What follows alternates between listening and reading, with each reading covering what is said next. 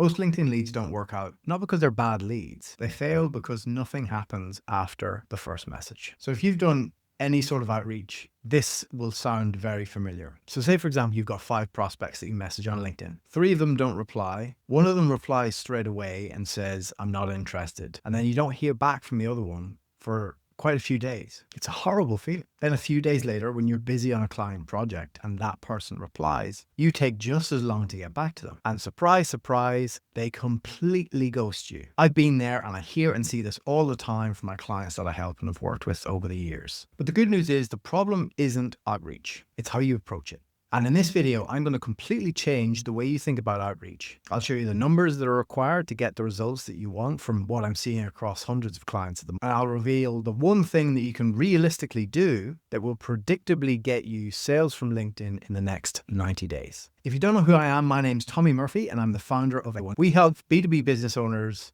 generate pipeline through Allbound, which is a new way of generating business that combines outreach and content to get the best of both worlds. Now let's get stuck in. First up, let's talk about one of the biggest myths out there, that leads are the same as prospects.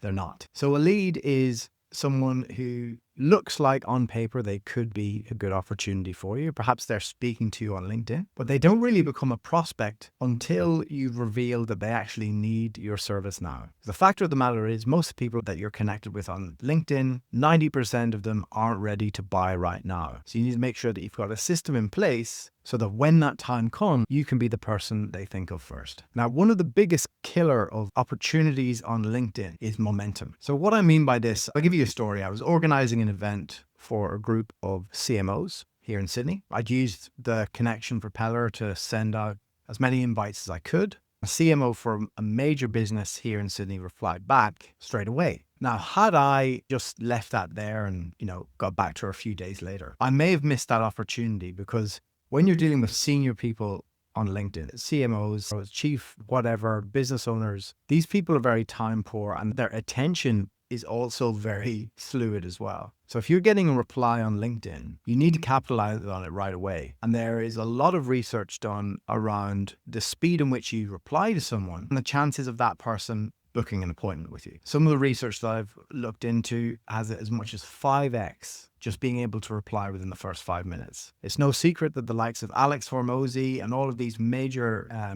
business gurus out there say that speed to lead is vitally important. This is something that not everyone talks about. And it's a bit of a paradox, because on the one hand, as a business owner, you want to grow your business. So we know that to grow the business, you need to be fast in the way you reply. But you're also paradoxically caught between that need to grow your business, but also to elevate your status amongst your peers. And that second part is what's keeping a lot of founders stuck. Because what's interesting about LinkedIn is, for some people, if you take a week or two reply and get back and say, sorry, I've just been so busy with clients, that elevates your status to certain people. And you may actually get better results in that scenario. But the numbers, by and large, suggest that the faster you can reply to someone, the better the results that you'll get. So let's break these numbers down into cold facts. And this is why I like outreach as part of a strategy, because it is very predictable. So with a LinkedIn Sales Navigator account, you're able to send 600 connection requests every month. Now,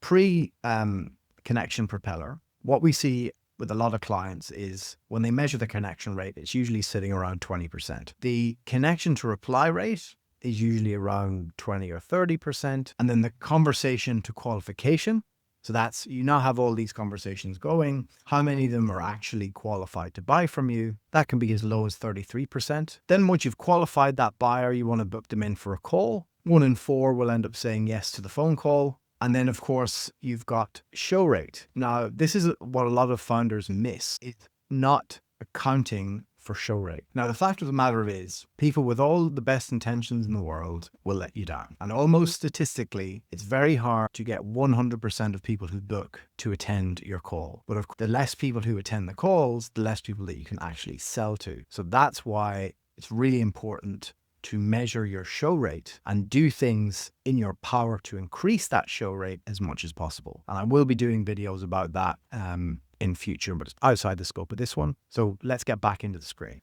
Now, generally speaking, when it comes to conversion, a good conversion rate is 30%. But we can have clients sitting lower than that, usually around the 10 to 20% range. So of that 600, if you want to make one sale in a month, you need to be hitting 600.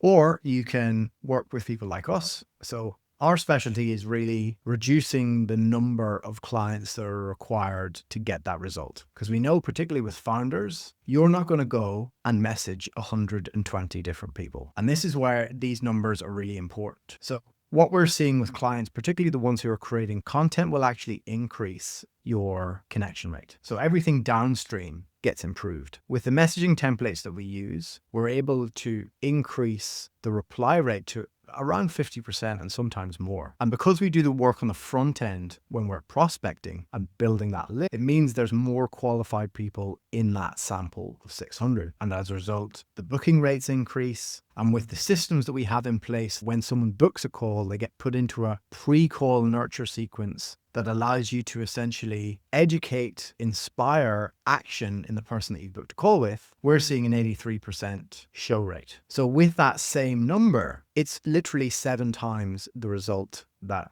someone will be getting if they're just trying this off the cuff. Now let's look at this number to make it more sustainable. So if you reduce this down to 200, you've got a hell of a lot less conversations to manage, even if the connection rate remains the same, but the results are better on the other. Now, if you want the exact playbook that we use for not only our business, but for our clients as well, you can grab it by signing up to my newsletter, and I'll put a link in the description. So the highest leverage thing you can do as a founder is making sure that there is eyes on that LinkedIn inbox all the time. So you want to get an onshore VA or some sort of setter who can manage that inbox, whose sole job it is to be responsive via your LinkedIn. The reason I say onshore versus offshore is because when they're based in your country of origin, they will know the linguistics and the cultural nuances that offshoring it will not get you. And to help you further on how to structure activity, either yourself or for member staff who's looking after your LinkedIn profile,